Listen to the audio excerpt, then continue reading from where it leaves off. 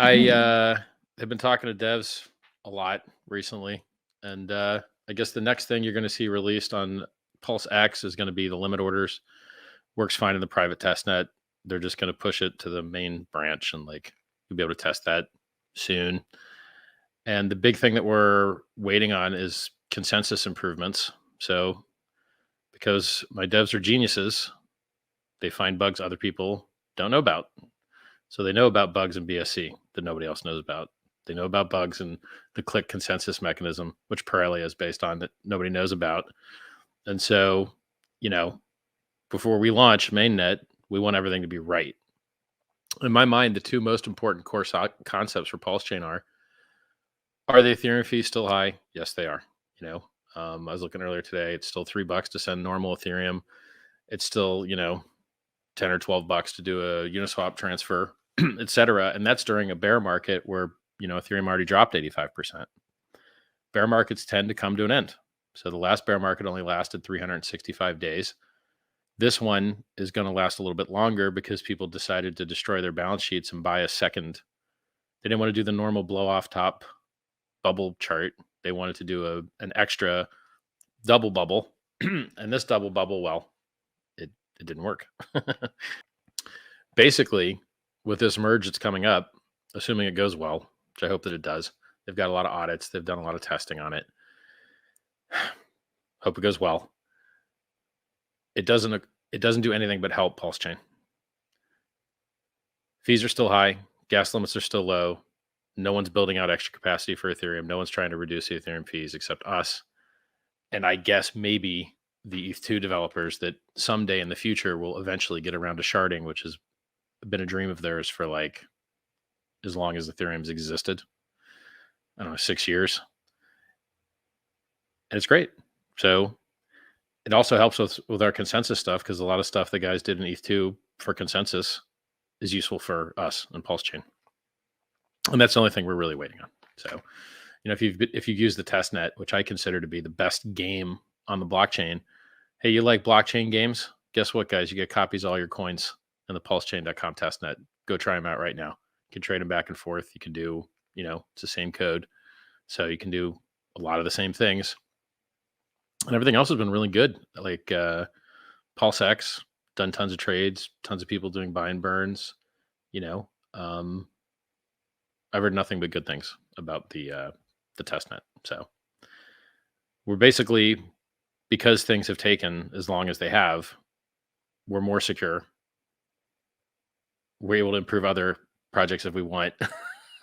Not sure we will. It's just funny.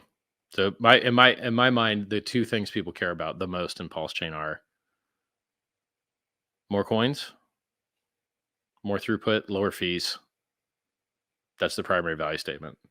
And ETH 2.0 with this merge doesn't give you new coins, doesn't give you lower fees, doesn't give you higher throughput. And so our value proposition is totally clean. I like it. Everything's good. And then the less negative sell pressure on crypto as a whole from removing the miners having to get paid all the time is good for everything. Now, am I bullish on crypto? Not yet. Now remember, Hex ran up 60x versus Bitcoin the first time it dumped from 65K down 55%. So Hex can totally decorrelate from Bitcoin. I think it was kind of bad timing that it looks correlated now, because we had our own cycles, right? There were sacrifice phases. There was other things going on in our own cycles. And so I wouldn't be surprised if some point Hex started doing the same things it used to do, which is just overperforming like crazy. We'll see. I don't have a crystal ball. This is not financial advice. I'm not a financial advisor, do your own research, etc. So in my mind, it's the dream bottom would be the Grayscale discount goes away. Some of those free coins that are going to get released by law, like the Japanese ones at Mt. Gox, or going to get dumped as a matter of law, which would be the Olbricht ones of Silk Road fame. And then it's up in the air whether the Bitfinex ones will really get sold or not. They might get refunded or they might get sold. Who knows? And I think there was 94,000 coins there. You could look it up. So the dream would be those coins get dumped. Bitcoin's deficit to net asset value and grayscale disappears. And then it does its traditional 11K and pray 85% dump. That's been a nice bottom. And then if they raised interest rates, oh boy, that'd be nice too. Because as long as they keep doing quantitative tightening, QT, it pushes down the stock market pushes down Bitcoin pushes down Ethereum. That's how it goes. And then I like this next cycle is going to be hilarious because with Pulsechain, you know, like look at the situation Bitcoin's in. Is there DeFi in Bitcoin? Comedically, no. Is there high throughput? Is there low fees? Is there a roadmap? Nope. Is there good anonymity? Nope. And everyone else is thinking about this bear market. I'm thinking about the next bull market. As soon as we've got this consensus figured out, and I think we've got a good plan, as soon as this consensus is like executed and fixed on Pulsechain, it's going to be glorious. Imagine launching, imagine all these new people that get to buy a massive dip. So when I got into crypto, I didn't get to buy a massive dip. I got to buy the top. So I bought Bitcoin at 30 and it went down to 2. I was down 93.5% to start. I was like, oh, well, this sucks. Then you just hold. Being able to have so many people, like perhaps the people at this conference, buying at rates that are, 10 times cheaper. Like for instance, Hex dip 95%. Well, golly, that's a good dip. I mean, you could get, if you buy 95% dip, you're getting 20 times the stuff for the same economic energy that a person that had bought previously did. What else do we got going? I mean, some of you guys may notice there was a US credit card on-ramp available for Hex, which would be buytohex.com. What else? Yeah, really, we're kind of waiting for consensus. That's the majority of what we care about right now. And we also, the documentary's done. So the highest of stakes documentary is complete, and they're just slapping the soundtrack on there now. So it's I hear a 40-piece orchestra. I'm not an expert on orchestras. I'm not, I don't listen to too much orchestral music. I guess we all do if we watch movies, because it's very common in movies. And apparently everyone that's seen it likes it. So I think it's going to be awesome when that comes out. So let's see what next year might look like. Pulsechain, PulseX, Hex on the Ethereum network, Hex on the Pulse network, documentary out, incentive token out. Tell us more about the incentive token. I don't know. People probably provide liquidity to it, and that'll be its claim to fame. What's Dogecoin's claim to fame? As a JPEG. This still seems to be a mechanic that works in crypto.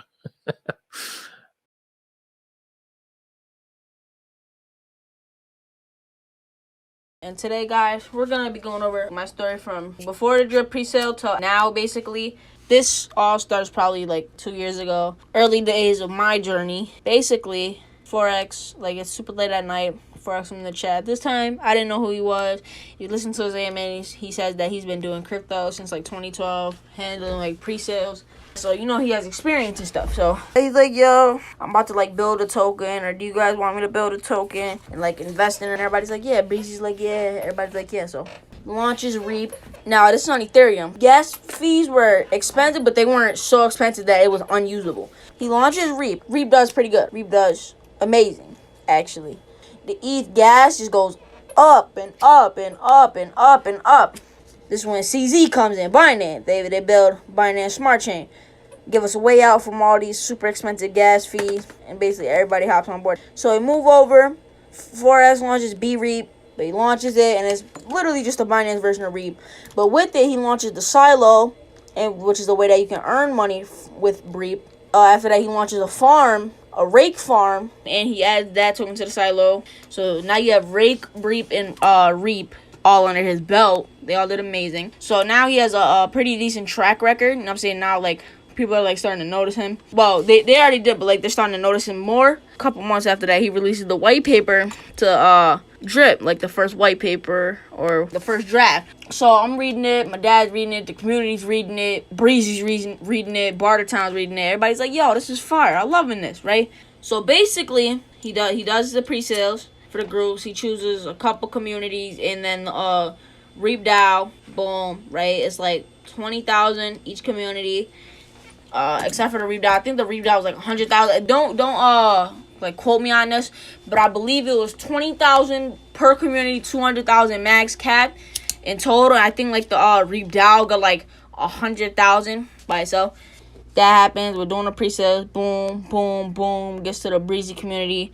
I got my address whitelisted. Max is like $1,000. I'm ready with my bag. I miss it. All right. I was right there, but it sold out too fast. You know what I'm saying? People were trigger happy. You know what I'm saying? They was on that button ready.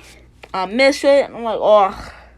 I gotta call my dad, tell him. Didn't get into the pre-sale. He's like, don't worry about it. Don't worry about it.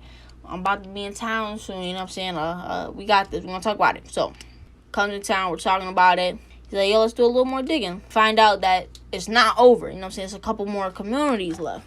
So, the one that we chose was the DGen protocol. That's the name of it. So we chose the DGen protocol as our community of choice. Choose it. We joined. Still had a little while before launch, so we start kicking it in the community. Day of the pre-sale rolls around. Got my bag ready. This time I'm not missing it. All right, I'm not missing it. Boom, jump in. It works. All right, invested. Forex finishes the rest of the pre-sales with the other communities. Before you know it, it's launch day. So now we're at launch day. Everybody's pumped. Everybody's excited. And then Forex did the live stream. I don't know if a lot of you guys remember this, but Forex did like a live stream with like the community leaders or whatever, where they were manually passing out the tokens to people. And I got 1,400 tokens, 1,426 to be exact. Immediately after that, I deposit my tokens, and then I threw in like 15 more BNB, like 10 instantly, 10 or 11 straight into the faucet. 2 BNB went to the reservoir, and then 2 BNB I bought drip and left it liquid. So yeah, like 15 in total. From then on, just like compound, all right?